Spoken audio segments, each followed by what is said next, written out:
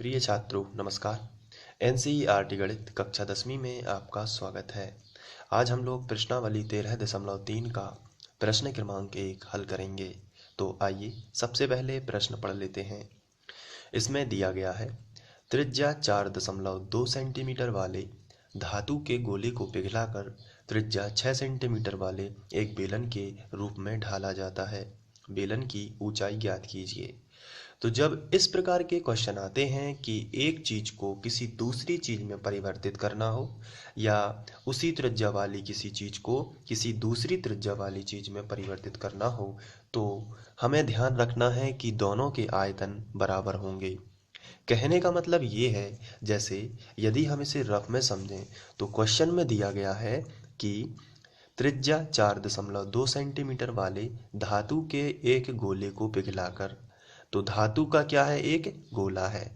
तो मान के चलिए हम थोड़ी देर के लिए यहाँ पे मान लेते हैं कि ये एक धातु का क्या है, गोला है।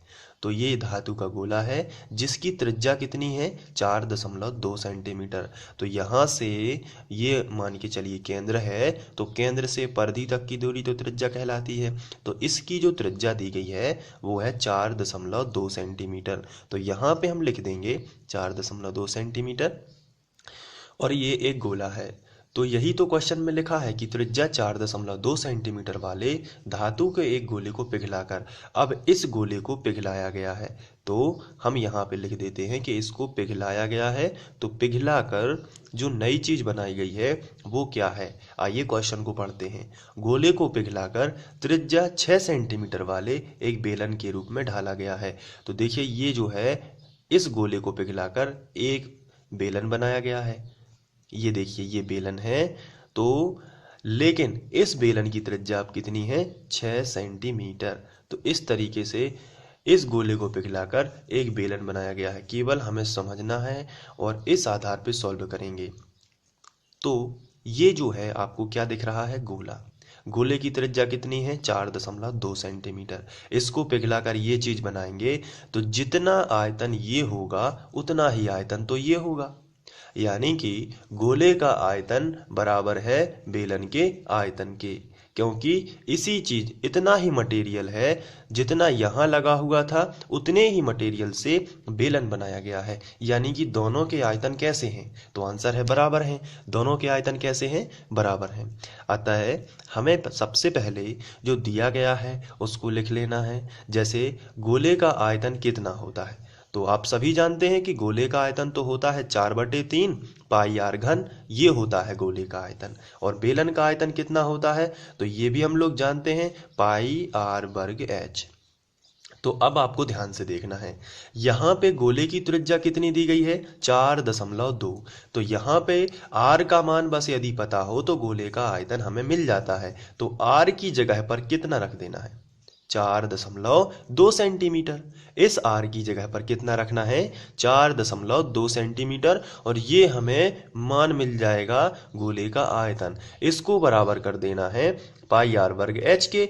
लेकिन बेलन का आर भी हमें दिया गया है और वो कितना है, 6 है। तो बेलन का आर रख देंगे 6, तो 6 का वर्ग 36 पाई हो जाएगा। इस तरीके से एच बस रह जाएगा और इसी का तो हमें मान ज्ञात करना है। एच का मतलब क्या होता है, बेलन की ऊंचाई। तो यही तो हमसे पूछा गया है, अंत में पूछा गया है बेलन की ऊंचाई ज्ञात कीजिए। तो इस तरीके से ये सॉल्व हो जाएगा। तो चलिए सबसे पहले जो हमें दिया गया है हम उसको लिख लेते हैं। कहने का मतलब ये है कि त्रिज्या दी गई है गोले की, कितनी है ये, 4.2 सेंटीमीटर। क्योंकि इसमें लिखा है त्रिज्या 4.2 सेंटीमीटर वाले धातु के एक गोले को पिघलाकर, यानी गोले की त्रिज्या कितनी दी गई है, 4.2। तो सबसे पहले तो हम यही लिखते हैं। तो हम लिखते हैं हल दिया है गोले की त्रिज्या। तो गोले की त्रिज्या कितनी दी गई है, तो बराबर हम लिखेंगे, ये दी गई है 4.2 सेंटीमीटर। तो हमने यहाँ पे लिखा 4.2 सेंटीमीटर, ये हो जाएगी गोले की त्रिज्या। अब इसके बाद हमें बेलन की त्रिज्या कितनी दी गई है, ये देखिए यहाँ पे लिखा है 6 सेंटीमीटर वाले एक बेलन में, यानी बेलन की त्रिज्या कितनी है, 6 सेंटीमीटर। तो हम यहाँ पे लिखेंगे बेलन की त्रिज्या,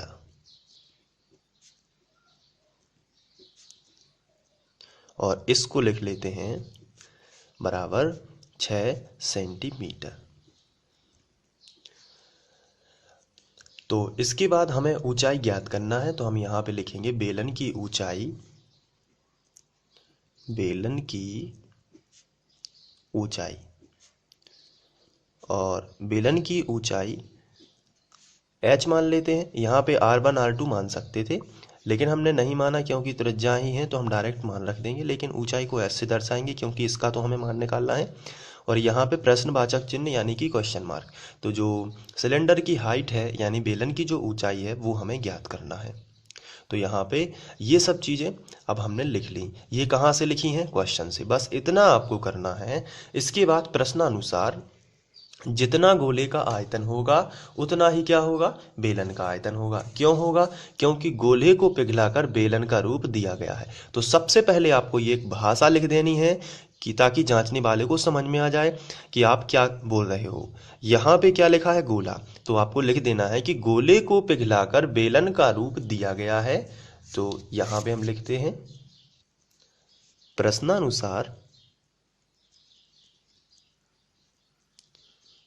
फिर नीचे लिख देना है गोले को पिघलाकर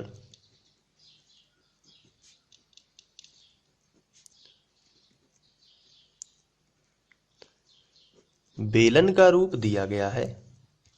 तो यहाँ पे हमने लिखा गोले को पिघलाकर बेलन का रूप दिया गया है। तो ऐसी स्थिति में गोले का जो आयतन होगा, क्योंकि गोले ही को तो पिघलाया गया है, तो जो गोले का आयतन है इस तरीके से वो हो जाएगा बेलन के आयतन के बराबर। तो हमने यहाँ पे लिखा कि गोले का जितना आयतन है वो बेलन के आयतन के बराबर होगा। तो यहाँ पे बेलन का आयतन इस तरीके से आपको लिखना है। गोले का आयतन क्या होता है? 4/3 पाई आर घन। लेकिन गोले का आर कितना है, यानी गोले की त्रिज्या कितनी है? तो आपको यहाँ पे देखना है गोले की त्रिज्या है 4.2। तो हम यहाँ पे लिखेंगे 4.2 का घन। इस तरीके से ये देखिए हो गया 4/3 पाई आर घन, 4/3 पाई आर घन, बराबर के नीचे बराबर। अब बेलन का आयतन होता है पाई आर वर्ग एच, लेकिन आर कितना है बेलन का? यहाँ पे देखिए बेलन का आयतन है, बेलन की त्रिज्या है 6, यानी बेलन का आर कितना है? 6। तो पाई आर वर्ग यानी 6 का वर्ग इंटू एच। ये देखिए अब यहाँ पे पाई और पाई हो जाएंगे कैंसिल, और आगे बचेगा 4/3 गुणित यहाँ पे 4.2 का घन है, इसका मतलब 4.2 गुणित 4.2 गुणित 4.2 बराबर 6 गुणित 6 हो जाएंगे 36 गुणित h। इसके बाद जब भी बराबर लगा हो तो ऊपर ऊपर की संख्याएं कट जाती हैं। जैसे ये देखिए 4 एकम 4 और 4 नाम 36। ये ऊपर नीचे की नहीं कटेंगी क्योंकि बराबर है। इस तरीके से आपको ध्यान रखना है। अब 4.2 गुणित 4.2 गुणित 4.2, तो सबसे पहले रफ का इस्तेमाल करते हुए हमें 4.2 का गुणा 4.2 में कर देना है। तो 2 का करिए, सबसे पहले दशमलव मान के चलिए, है ही नहीं है, तो 2 दूनी 4 और 2 चौके 8। फिर क्रॉस लगा के 4 का करिए, 4 दूनी 8 और 4 चौके 16। अब आपको प्लस कर देना है, यानी इन्हें जोड़ देना है। 4 ज्यों का त्यों, 8 और 8 16 है, 16 की 6 हासिल आ जाएगी 1, 6 और 1 7, ये आया 17 64। अब इसमें चूंकि अभी 2 बार हुआ था, करना तो 3 बार था, इसलिए एक बार और कर देते हैं। इसका जो आंसर आया है 17 64, इसमें 2 अंक बाद दशमलव लगेगा, क्योंकि एक अंक ये है दशमलव और एक अंक ये है दशमलव, तो टोटल 2 अंक लगा दिया। अब फिर से मान के चलिए दशमलव है ही नहीं है। अब करते हैं 2 का, 2 चौके 8, 2 × 12 की 2 हासिल आ जाएगी 1, 2 7 14 और 1 15 की 5 हासिल आ जाएगी 1, 2 एकम 2 और 1 3। अब यहाँ पे क्रॉस, 4 का 4 में तो 16 है, 16 की 6 हासिल आ जाएगी 1, और फिर 4 6 24 और 1 25 की 5 हासिल आ जाएंगी 2। फिर 4 7 28 और 2 30, 30 का 0 हासिल आ जाएगी 3, और फिर 4 एकम 4 और 3 7। इस तरीके से ऐड कर लेना है। अब इन्हें जोड़ लेना है। 8, 6 और 2 8, 5 और 5 10, 10 का शून्य हासिल आ जाएगी 1, 3 और 1 4 और 7। अब एक अंक दशमलव ये था और 2 अंक ये था, तो टोटल कितना हो गया? 3 अंक। तो इकाई दहाई सैकड़ा 3 अंक, तो ये आया 74.08। तो इसको हम लिख लेते हैं यहाँ पे। तो 1/3, क्योंकि 4 तो कैंसिल हो गया तो ऊपर कुछ भी नहीं बचा, तो 1 हम लिख सकते हैं। तो 1/3 गुणित 74.08, और एक 8 और था तो उसको छोड़ देते हैं, केवल 0.8 ले लेते हैं, बराबर 9 गुणित h। तो इसका गुणा 1 में कर सकते हैं, तो इतने एकम इतना ही होगा, ऊपर ऊपर का गुणा। तो आएगा 74.08/3 बराबर 9 गुणित h। अब यहाँ पे देखिए 9 है गुणा में, गुणा वाली संख्या कहाँ पहुंच जाएगी? बटे में। तो आगे स्टेप आएगा 74.08/3 गुणित 9, इस तरीके से, बराबर ये रहेगा h। इसके बाद हम यहाँ पे लिखेंगे 74.08/9 तिया 27 बराबर h। अब हमें रफ में 7408 दशमलव छोड़ दीजिए थोड़ी देर के लिए, तो 7408 का भाग कर देना, या 27 ये डिवाइड कर देना है। तो इसको रफ में कर लेते हैं। तो ऊपर वाली संख्या ये बनाया भाग का चिन्ह, ऊपर वाली संख्या को बीच में लिखा यानी 7408, और नीचे वाली संख्या को इधर लिख दिया, ये तो आप जानते ही होंगे। अब 27 दूनी 54, और 27 तिया 74 से ज़्यादा हो जाएंगे, इसलिए 2 तक रखते हैं। तो 27 दूनी 54, तो यहाँ पे रख दिया 54। अब घटा देते हैं, 4 में से 4 गया 0, 7 में से 5 गए 2, ठीक है। अब 20 जो है ये छोटी है भाजक से, इसलिए 0 यहाँ पे आ जाएगा। अब यहाँ पे ये 74 की यहाँ दशमलव रखा है, यदि आप ध्यान से देखें तो हम यहाँ पे दशमलव रख देते हैं, क्योंकि अब ये आगे पहुँच गया है तो 0 कर दिया। अब यहाँ पे देखते हैं 27 का गुणा कितने में होता है, तो 27 गुणित यदि हम 6 करें, 6 7 42 की 2 हासिल आ जाएंगी 4, 6 दूनी 12 और 4 16। अभी कम है 200 से 162, और यदि एक 27 और जोड़ दें, यानी हम 27 गुणित 7 कर दें, तो 7 सतैया 49 हो जाएगा। 49 की 9 हासिल आ जाएगी 4, और 7 दूनी 14 और 4 18, 189। ये 7 बार जाएगा, तो यहाँ पे हम लिख देते हैं 7, तो आ जाएगा 189। अब शून्य के मान लेते हैं 10, 10 में से 9 जाएगा तो बचेगा 1। यहाँ पे हमने उधार ली थी, तो ये यहाँ पे कितना बचा? तो 10 थे, तो यहाँ पे 9 बचा, 9 में से 8 जाएंगे तो बचेगा 1, और ये हो जाएगा 0, इस तरीके से। इसके बाद आगे भाग जाएगा, यहाँ पे 8 लिख लेते हैं अब, तो हो जाएंगे 118। तो 27 गुणित 3 करके देख लेते हैं, 7 या 21 की 1 हासिल आ जाएगी 2, 3 दूनी 6 और 2 8, 81, यानी कि 4 बार चला जाएगा।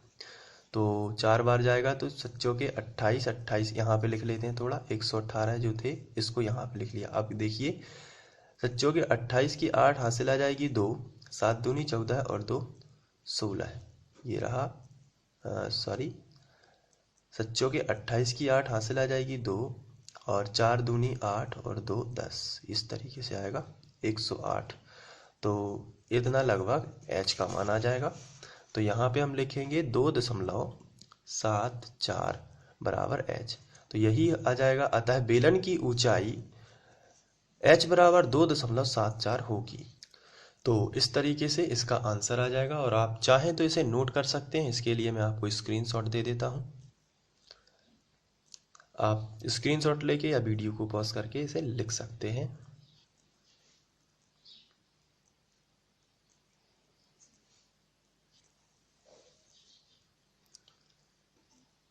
और थोड़ा सा ये है, तो इस तरीके से आपको नोट कर लेना है। आशा करता हूँ आप लोगों को ये समझ में आ गया होगा। Thank you.